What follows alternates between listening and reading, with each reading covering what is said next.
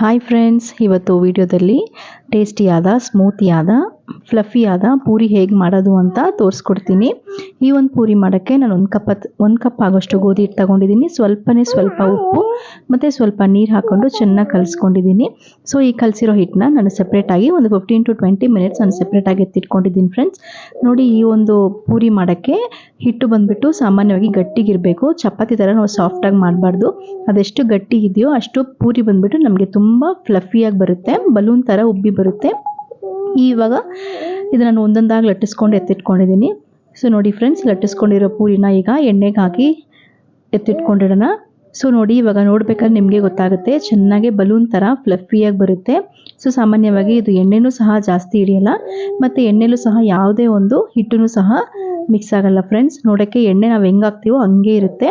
ಈ ಒಂದು ಟಿಪ್ಸ್ನ ಫಾಲೋ ಮಾಡಿ ನೀವು ಸಹ ಪೂರಿ ಮನೆಯಲ್ಲಿ ಮಾಡಿ ನೋಡಿ. Thank you friends, thank you for watching. ಚಾನಲ್ನ ಕಮೆಂಟ್ ಮಾಡಿ. Thank you friends.